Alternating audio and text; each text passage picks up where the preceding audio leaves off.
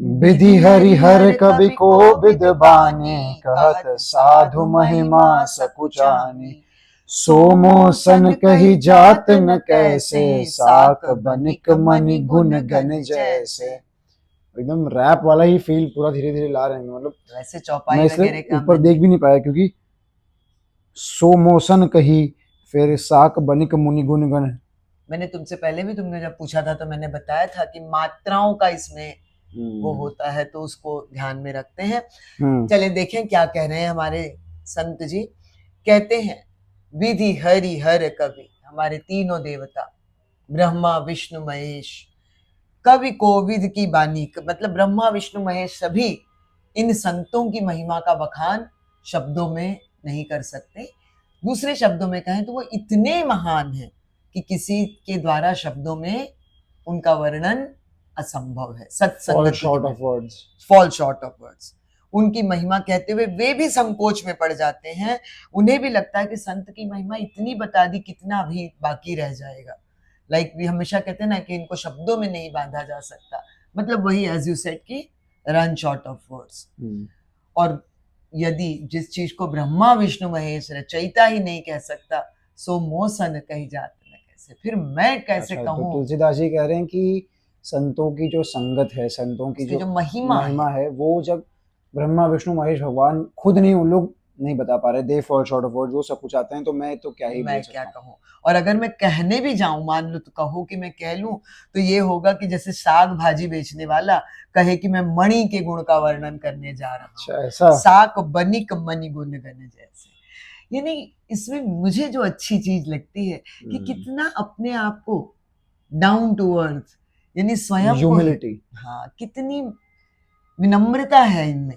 क्योंकि ज्ञान तो है, दिख ही रहा है, जैसे तुम कह रहे हो कि शब्दों का ही। मैंने आज जिसको हमें शब्दों का जहाँ ज्ञान बहुत नहीं है, तभी भी हमें उसमें एक आनंद की अनुभूति हो रही है, एक अच्छा लग रहा है उसको बोलते हुए, क्योंकि जब उस लय में आ जा रहे हो तो कितना अच्छा लगता है। यानी वो स्वयं भी कितने बड़े संत हैं। हाँ, लय ताल भी है, खुद संत हैं, दूसरे संतों की महिमा बोल रहे हैं। मैं कैसे बोलूं, जब भगवान नहीं कर पा रहे तो मैं कैसे करूं। अगर मैं करूंगा तो ऐसा होगा जैसे एक भाजी वाला ज्वेलरी और मणियों की बात कर रहा होगा। तो मतलब संतों की महिमा को तो खैर शब्दों में क्या बखाने, हमने जितनों को थोड़ा सा कुछ जाना समझा पढ़ा है, कुछ चार पंक्तियां भी सुनते हैं तो कितना अच्छा लगता है। हाँ, तो वास्तव में उनका गुण दो लाइन में भी कितना कुछ सीखने। अब मैं जैसे मुझे कबीर की इसमें अभी याद आ रही है कि कितना बढ़िया अपने आप को विनम्रता ही है। बुरा जो देखन मैं चला, बुरा न मिलिया कोई, जो दिल खोजा अपना, मुझसा बुरा न कोई। मतलब अपने आप को, अब यहाँ मुझसा यानी मैं कितना अपने आप को, मैं कितना भी उठाना है मुझे, यहाँ भाव वो है। यहाँ मैं एक संदेश देना चाहूंगी कि साधारण, अच्छा, संदेश से पहले सबको हैप्पी होली तो बोल दो। अभी होली मतलब सुबह के 7 बजे ही होंगे, अभी सब होली या तो उठ रहे होंगे, होली खेलने जा रहे होंगे, या कुछ लोग होली खेल के वापस आके ये वीडियो देख रहे होंगे। होली की रंग भरी मुबारकबाद, बहुत सारे रंग जीवन में भरे रहें, इसी सद्भावना के साथ इस बुराई पर अच्छाई की जीत का ये रंगों भरा त्योहार हो। साथ में जो मैं कहना चाह रही थी वो भी मैं आगे होली के संदेश के तौर पर कह दूं। और होली का एक बार आप जरा कहानी, किसी ने कमेंट किया, पढ़ रही थी, आपने बताया ना कि आप पढ़ रही थी कमेंट, हाँ, तो उसकी भी कहानी का एक वीडियो बिल्कुल हम बना लेंगे, वो भी बन चुका होगा शायद, बस अगर आज प्रोसेस में है तो थोड़ा सा चले।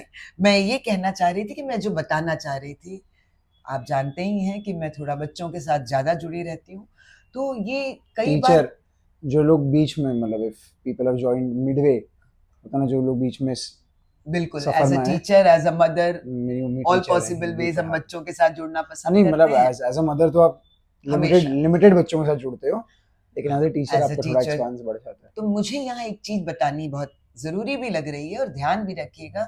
कई बार हम ये कहने में बड़ा गर्व महसूस करते हैं कि I am very bad at it, मुझे ये आता नहीं, मैं तो बहुत बेकार हूं, मैं इसमें कमजोर हूं। मैं कहूंगी ऐसा करने से बचे।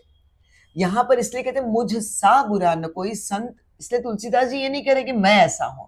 तात्पर्य ये कि हम बुरे नहीं हैं, हम अच्छे कम हो सकते हैं, हमारे अंदर कुछ अच्छाइयां नहीं हो सकती हैं, लेकिन हम बुरे कह के अपनी सारी जो आने की स्रोत हैं, जो माध्यम है, जो वो ऑरा जो क्रिएट कर लेते हैं, जो अपने माइंड को एक सेटबैक दे, नॉट सेटबैक, एक सेटिंग दे देते हैं, वो ना करें।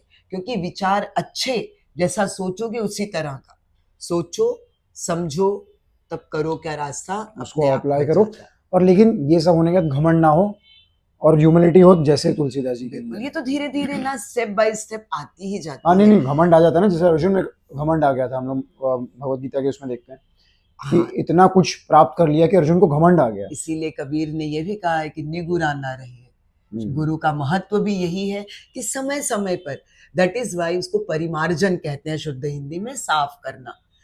We have to keep on, हमें बार बार धीरे समय समय पर हर चीज का, जैसे हम अपने शरीर को साफ करते हैं, वैसे हमें अपने मन को, अपने चित्त, अपनी बुद्धि को भी हाँ समय नहीं, जैसे समय आपने पर। बोला ना कि हमको we should all never say ये नहीं कर सकते हम, या होता है ना, खुद को डाउट नहीं करना चाहिए, और जो खुद में हम इसमें जिसमें अच्छे हैं उसमें। आत्मविश्वास रखना चाहिए, अति विश्वास नहीं। हाँ, क्योंकि इसमें सेल्फ तो कॉन्फिडेंस हो, ओवर ये कॉन्फिडेंस। 2 लाइन में तो तुलसी जी की ह्यूमिलिटी, तुलसीदास जी की बिल्कुल ह्यूमिलिटी हम देख रहे हैं ना। बिल्कुल बिल्कुल, पूरे इसमें तो ऐसे संत को नमन, आज के पर्व को नमन, और आप सभी को भी जय श्री राम। जय श्री